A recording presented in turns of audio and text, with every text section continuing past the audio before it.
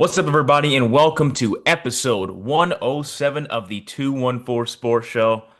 And wow, what a weekend of sports we have had in the States and in the Olympics, as we'll talk about in a few moments. But glad to be back on the podcast. Joseph Duffey here with my wonderful co-host, as always, TJ Krilowicz.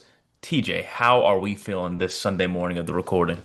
Joe, I'm pretty excited, It feels like it's been a pretty slow few weeks of Dallas sports, and I'm happy for it to start ramping up again with the Mavs and Stars coming back from their break and also the Rangers starting spring training. So there's a lot going on right now. And of course the NFL draft is coming up too as well, and free agency has already kind of begun. So It's been super quiet, I should say, after the Super Bowl in the NFL. I mean, I saw a tweet on my timeline a few days ago that, there's usually a little bit more talk post Super Bowl.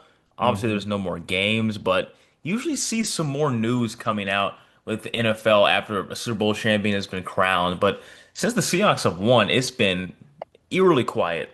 Oh yeah. But as I we'll think talk it's a about the lot with Cowboys, yeah. Go ahead, sorry. Oh, did I lag out there? No, I was Yeah, a just little saying bit. it's got a lot with like the Winter Olympics, I feel like as well.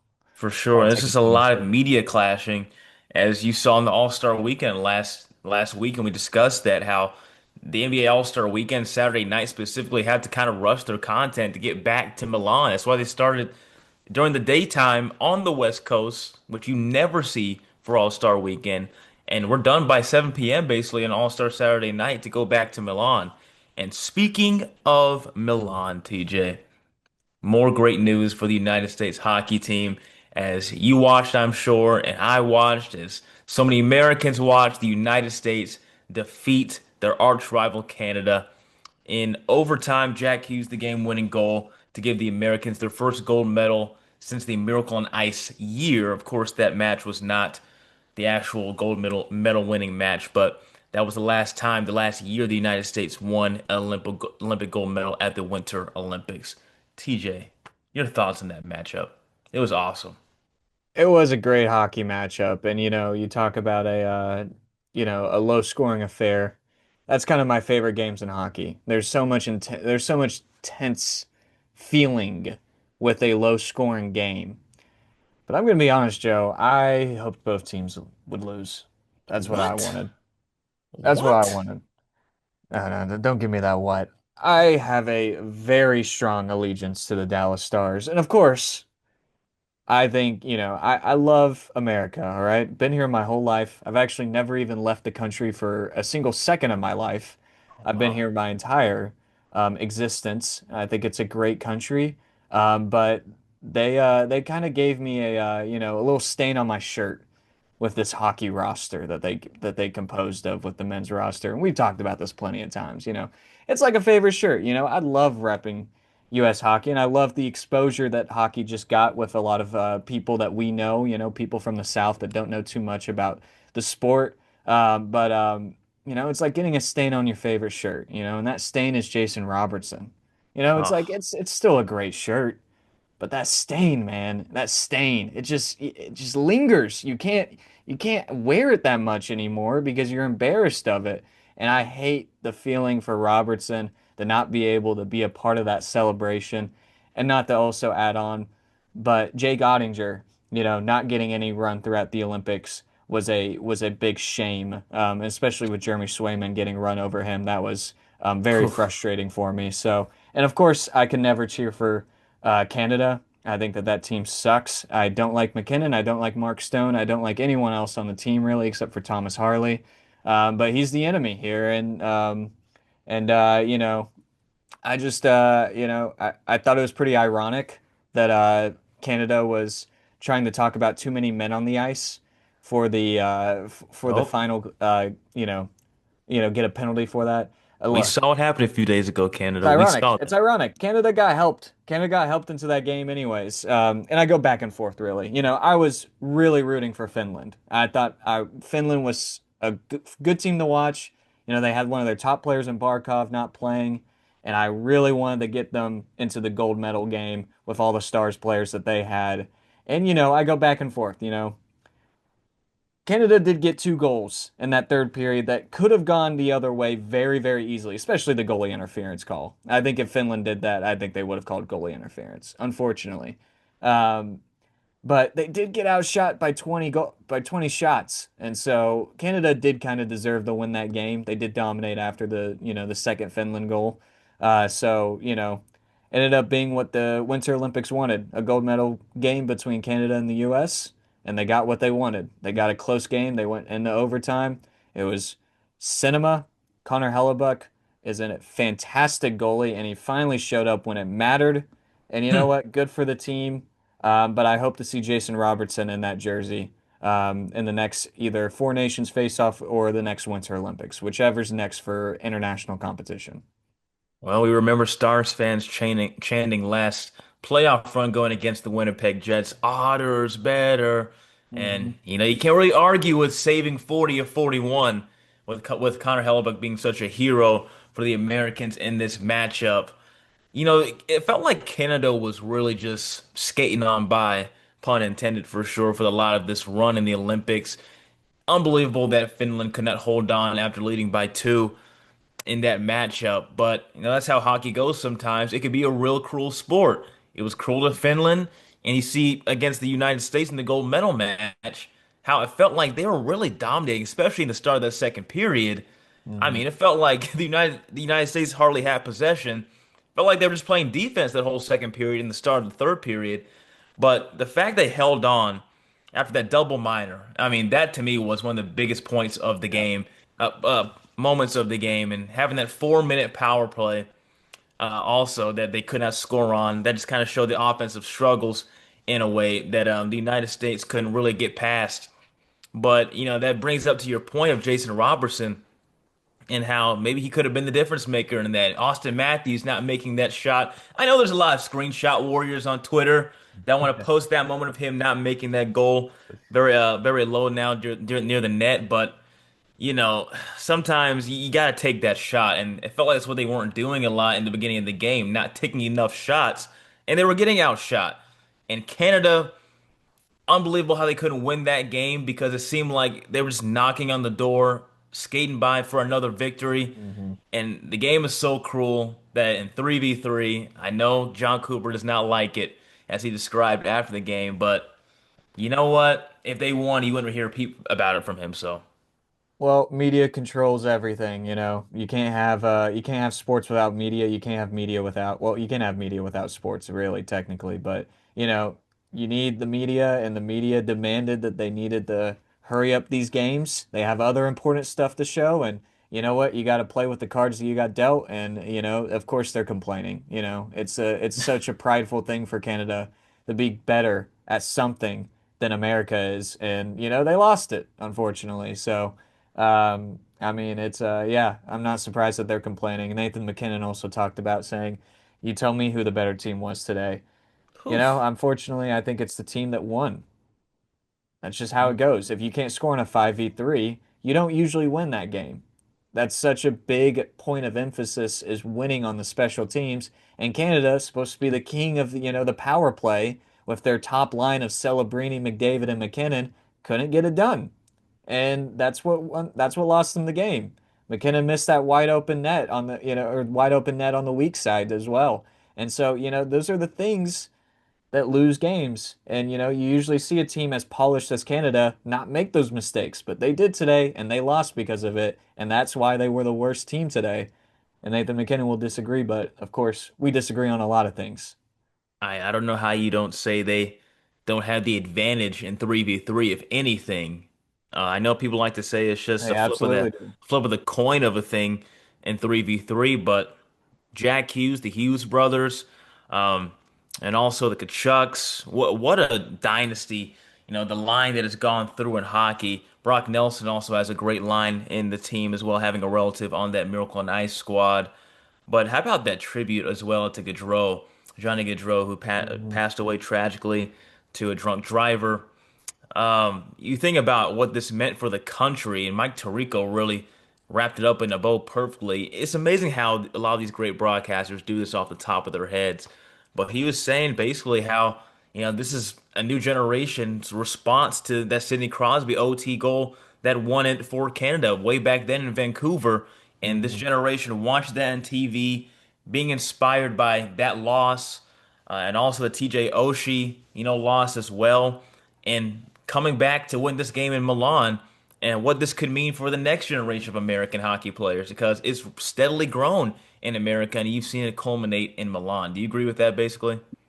Oh yeah, for sure. I mean, this gonna we I talked about it beforehand with, so many people turning on their televisions to hockey for the first time maybe ever, to watch this game because of the hype that it brought and the pride that it brought within, the team, USA team, finally being able to get it done against Canada and, having that big rivalry. I mean, you're gonna have a lot of people um, get interested in that sport, and also people who have already, been on the ice, been playing a few games already. Kids growing up, they're going to get even more inspired. And so, it's great for the sport. And I'm happy I am happy that the US team won, but I'm also just, it's like wearing a favorite shirt with a little stain. That's just all. That's all. Yeah. Well, there's not a lot of things that can unite people so easily than sports, and haven't seen a lot of people online not rooting for the United States, and you see a lot of political divide with the U.S. and Canada, but it seemed like the country really came together for a moment like that, which I could really appreciate for sure amidst the divide. And let's not act like divide is something new exactly in the United States. A lot of people may like to say that there's the divide is more new. I don't really think so. I think it's been a divided country. Social media can amplify it though. But it's Most good to definitely. see, how sports can unify, the population because hockey, firstly, has been known as like that fourth sport in America, and seeing more people watch it who are not used to what hockey is and what it means on an international level, especially the NHL players can play again. I think it's awesome for hockey, and I'm sure that Gary Bettman thinks it's a success overall in Milan. So proud of Most how this definitely. turned out. It definitely is amazing. Hmm. So let's And move on to Finland still the got their bronze medal, so good for them. Before we move on, I saw someone say also, like, would you rather, this is a weird question comparing second and third, but, knowing that Finland could win the bronze and just relax the rest of the day, would you rather be like in their position and just get your bronze medal and call it a day, or be like, Canada and get a silver, which is technically better, but have to watch the United Oh, States get in the pedal and wait as you put on the silver medal as they put on the gold? Because oh, I was you know like, what? I didn't dude, even really think about that. that delay, by the way, was insane. I know it takes a while to get all the medals and stuff and say the names, but Canada had to just sit there and listen for a long time. And it makes it a little different because Four Nations, when Canada celebrated, the U.S. was able to get off the ice. The Canada had Yeah, to stay for this celebration, which is torture. I that would definitely, that would definitely keep me up at night for the next couple weeks if I was like, someone like Nathan McKinnon because, this is something that they really, this is the most high pressure game of hockey that they've ever played in their lives, to be honest. I'm sure that's what they would say.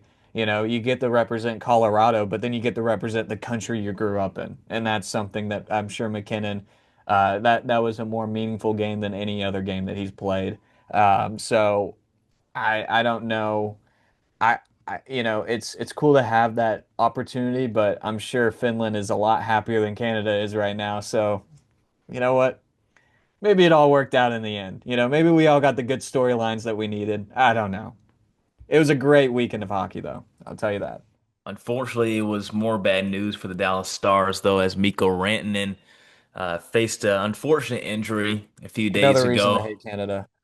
Yeah, unfortunate injury against Canada, and so the Finnish star for the Dallas Stars will have to get evaluated. There's been news that it's not exactly season threatening, but he'll be evaluated more in Dallas. Very bad look, I guess, in that respect. You're not liking it if you're the Dallas Stars, but I think Miko wouldn't regret playing for his home country, surely, right? I mean, yeah, I'm sure he has no regrets. Again, this is something that they probably take more pride in than playing for their actual teams in the NHL. I'm sure they do, and so I wouldn't mind it either.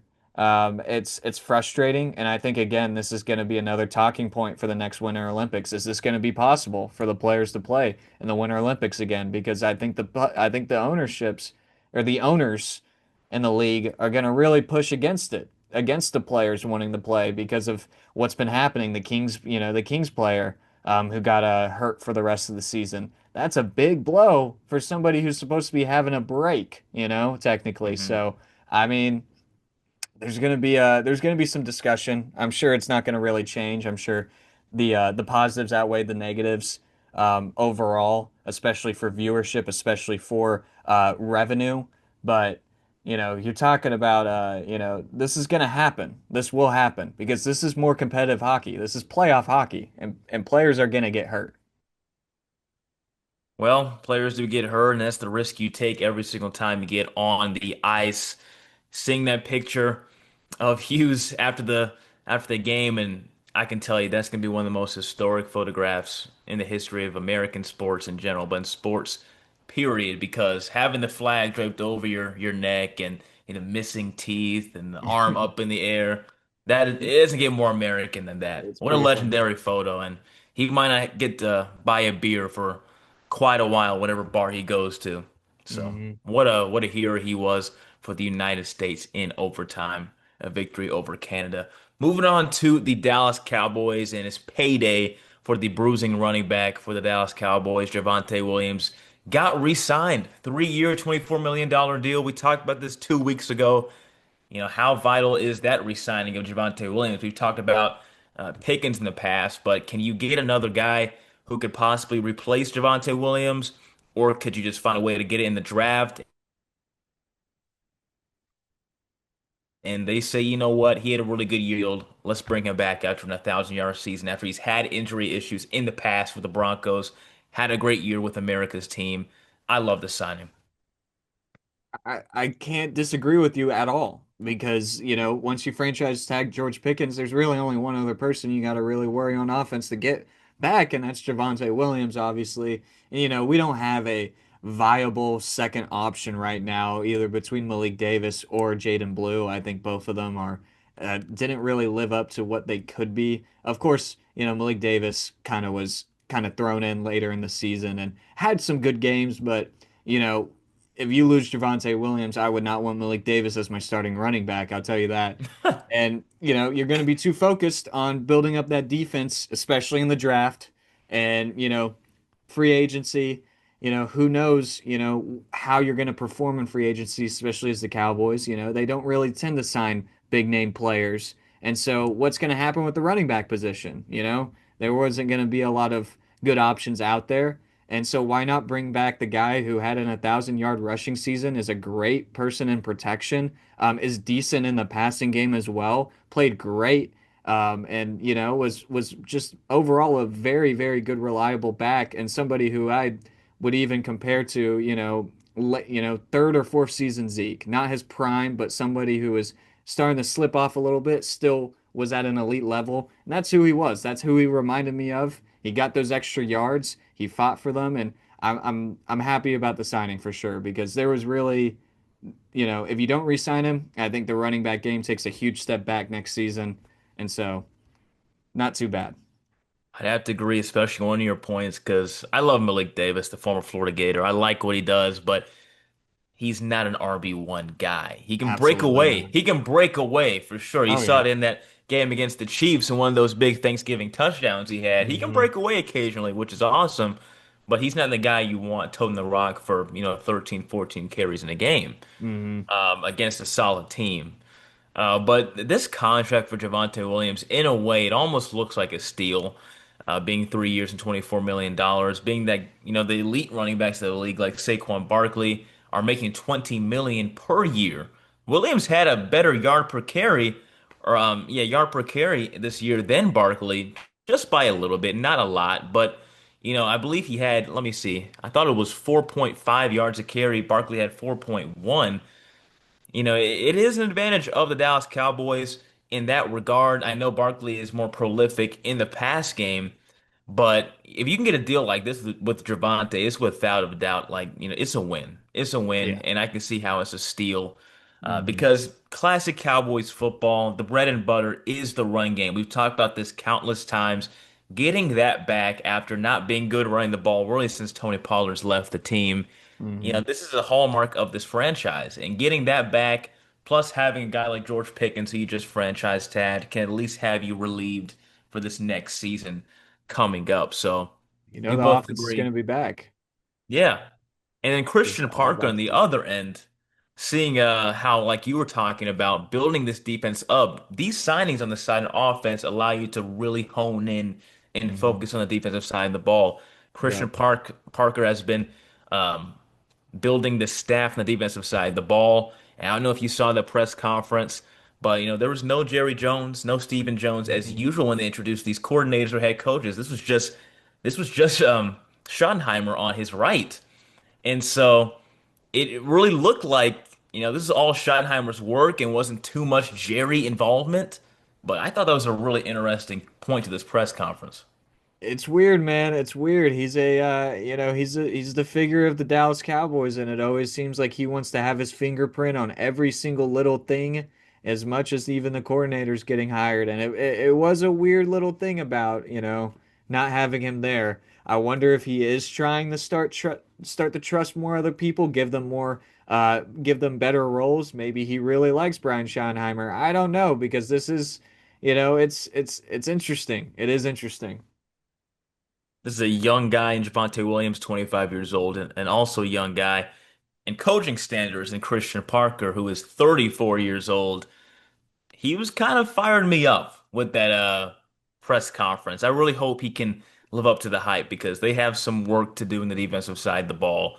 Still not over how this season went because wow, Schottenheimer's such a good guy, it seems like from the surface, and he had a really good offense that was heating up later on in the season against the Eagles and the Chiefs, the teams that were in the previous Super Bowl. And then Hmm. you have an all-time bad defense. Just it can never align, it seems like, with these Dallas Cowboys these last 2 years. Hmm. So hopefully they Yeah, can who get back to that knows? point. Yeah, go I was gonna ahead. say, who knows how longer you have with Dak Prescott? He is starting to Mhm. get there in age. It's unbelievable to think that he's already has gone through 10 seasons in the NFL. Scary. It's gonna be, you got limited time. You can't let I want to say, you can go back and forth about if Dak Prescott is a problem, especially when it comes to the playoffs. But you can't deny that they let him down last year. They let him down horrendously. And it's about time that they give him some help. And if you give him all that help, get him back to the defense that they used to have with this kind of offense, there is no excuses once it comes to the playoffs at that point. I mean, just looking alone at that Packers game, that was the story of the season. There's a lot of different ways to examine the Cowboys season in different games, but wow, like Seems just like a that lot of the Packers game. seasons comes down to the Packer game. Yeah, that Packers game there, the fact they had the game won in two separate areas, really, they had that game winning touchdown with Pickens, who you thought could have won the game, and then 40 seconds for the defense just to not surrender a field goal to send the game to OT, and they couldn't even do that. Had a Hmm. chance to win again with, being up by a field goal in the late stages, and you saw the Packers find a way to kick the extra point to tie the game in the very end with 1 second remaining. Yep. Just embarrassing what Matt Eberflus's defense was fielding out there. And so hopefully Christian Parker can help really turn the tide and get this Cowboys defense back to an elite level like we saw in the Dan Quinn days, even though that didn't end in a great fashion either. Uh-uh. Yeah. Don't need to Yikes. remind me.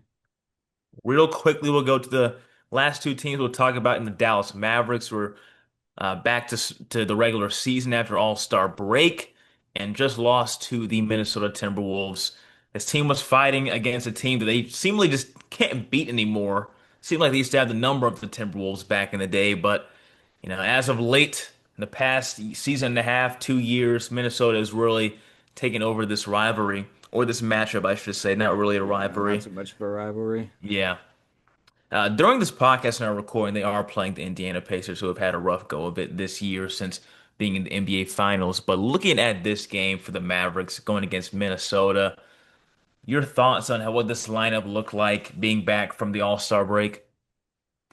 I mean, anytime that they don't have, Cooper Flag, it's gonna look like a mash of, role players, which it is. This is a mash of role players playing together. And that's unfortunately, sorry, I had some audio starting to play. That's just what happened with this game. They couldn't have anybody take over the game. It'd be nice to have somebody who can take over the game. But we don't have that anymore. Cooper Flag's going to be that sooner or later. But going back to the people that we traded for, I think Chris Middleton's just, decent. I know that he's going to be a rental. I don't think that he'll be back next season, so I don't really, I'm not hopeful or anything about how he'll play or disappointed or anything. I think he'll be gone. Tyus Jones and Marvin Bagley, I think they have been fantastic so far. They've been, delightful additions for this team. I really do like Tyus Jones. I thought again that he should have been the decision in free agency instead of getting D'Angelo Russell. He's a great playmaker. He showed that he can be kind of aggressive as well, and he's efficient from the 3-point line.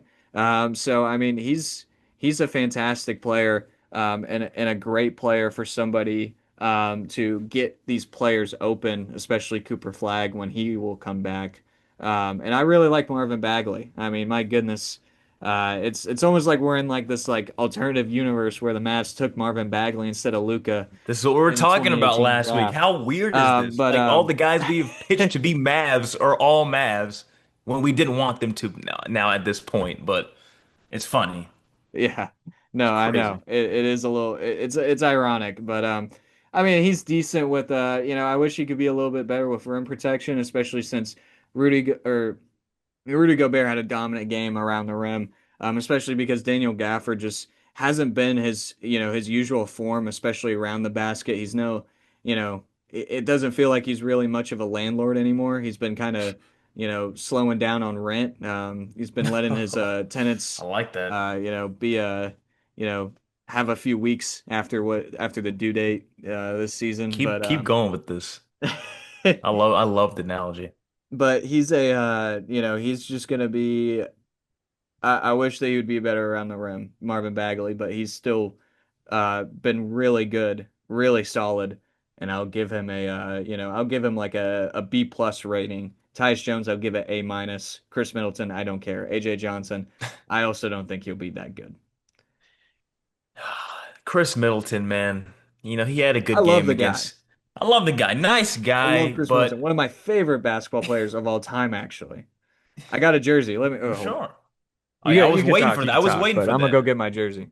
While he's getting this jersey, I was gonna say that I saw a post on my Twitter a few days ago of how they might not have seen anybody look more washed than Chris Middleton in a Mavericks jersey. And I'm not gonna lie, I have to agree with that because wow. Chris Middleton has been someone who's so entertaining in our childhoods. Of course, TJ's getting the jersey of his A&M, Chris Middleton, but with the Milwaukee Bucks, Chris It's Middleton has one of the most smooth mid-range shots. Go ahead, TJ.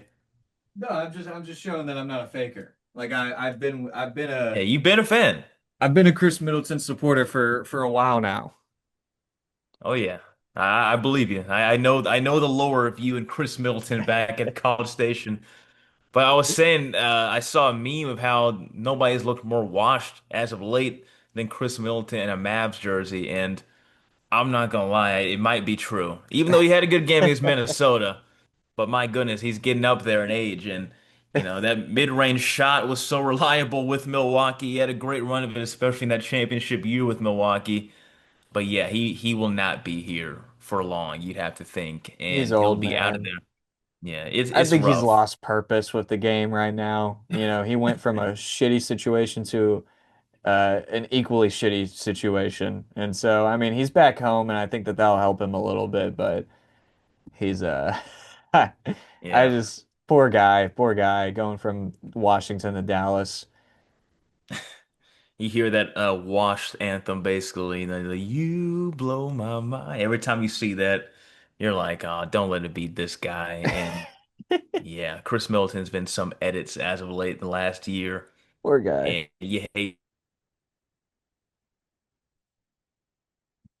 to see it because he's a nice guy. From this new trade that the Mavs did, a big trade that they did with, the Wizards and getting AJ Johnson and Chris Middleton, also getting Tyus Jones in the trade. But Cooper Flag definitely not playing is a big reason they lost by 11. It was a close game in the closing stages, but Cooper Flag not playing was definitely something to look at in that game. As I was saying, he had that boot on last week. It wasn't a Syracuse game. It was the game before, I believe, that he was in Cameron Indoor, and I was like, that's something to watch right there. He's wearing a boot on his left leg, I thought, and so lo and behold, not playing in the game, returning from the All-Star break has been a great year for Cooper Flag nonetheless. Before we close, we'll talk about the Texas Rangers who are just now launching their camp and spring training. The Rangers and Skip Schumacher are in such an interesting position, as we talked about last week, with such a really good staff. Jordan Montgomery, who was re-signed, like we talked about last week. But Skip Schumacher was on MLB Network, or actually Foul Territory, rather, I believe, earlier on Sunday, and was talking about how his team has really been investing and hoping for a deep playoff run. He believes they have the talent for it. And the biggest question that we have to talk about again is the lineup and getting Brandon Nimmo to replace, the weak spots in the lineup and other guys as well. And Jock Peterson, I believe, shedding 20 pounds I saw a few days ago Whoa. to get back in tip-top shape. Peterson has Whoa. had some jokes as of late for being, a little fluffy, but he used to be a center fielder. Not And just so that's fluffy why, either. yeah, Terrible. Terrible at yeah, baseball. terrible at the plate. But yeah, hopefully this lineup, because I really think there's potential. I don't think it's the end of the world, but compared to the pitching staff that was competing so well at historic rate in Rangers history that we had never seen, it was disappointing what this lineup was doing last year. So I really hope Skip Schumacher is right and that this team feels confident in what they can field this year. Yeah, and I mean, first of all, I think it's pretty funny. 2 games in the spring training, we've already picked up a win. Played against Chicago on Saturday, and Hobie Milner was the losing pitcher for Chicago in Hmm. that game. But it's all going to Longhorn, come by the way. down to, yeah, it is a Texas Longhorn. It's going to come down to the offense, obviously, like you were saying. They need to compete. They need to compete. They need to show that 2023 was not a fluke, although a lot of the players now are kind of dwindling away from the roster now. But you can't just have terrible first half performances like from some of their players. Jake Berger and Jock Peterson can play like they did in the second half, which, their play drastically got better once they reached around the All-Star mark in almost every category. And if they can pick that up earlier in the year, that's going to be a big indicator on it if we're going to be successful or not. I like Josh Young. I hope that he can get back to his normal form. Evan Carter's another big name in that situation. Of course, Wyatt Langford, a lot of people want to take a big jump as well.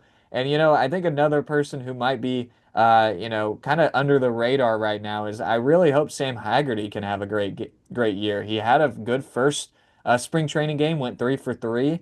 I did like his offense. I like his speed. His defense is pretty good as well. I would love to see him get some more run this season, and hopefully he can take another big step as well to help this offense get a little bit back on, get back on their feet. Emphasis on that Wyatt Langford jump because wow, I mean the Trout comparisons, they've been hyped since his Florida days. But yeah, Evan Carter, man, he's been projected to be the 9-hole hitter for the Rangers playing from center field, and you hope he can just get back to that postseason run Oh yeah. after Adolis Garcia got hurt and he finally got the call up from the minors and how well he played. What a jump it would be for him and what a jolt it'd be for this offense if he could get back to at least a very consistent level where he's not struggling against lefties. Hmm. So hopefully that's the case for him and these Rangers as we inch a little bit closer towards opening day in Major League Baseball. Absolutely. That'll do it for episode 107 in the 2 and 4 Sports Show. We do thank you for joining us. We post these episodes every Monday morning, 10 a.m. Central. This should be a very quick episode by the looks of it, but YouTube and Spotify will post it on Mondays in full length, chop it up in each segments by the teams we discussed as well, or the moments we discussed as it pertains to USA hockey. You can follow our accounts at 2 and 4 Sports Show on YouTube and Spotify, but also the clips we post on YouTube, Spotify, TikTok, Instagram Reels, and Twitter. TJ, your socials? Yeah, you can follow me on X at TJ_Krilowicz and on Instagram at TJ.Krilowicz. And you can find me at Joseph_Duffey99 on Instagram and Twitter, or Joe_Duffey on TikTok. That'll do it for episode 107 here on the 214 Sports Show. We will see you next week.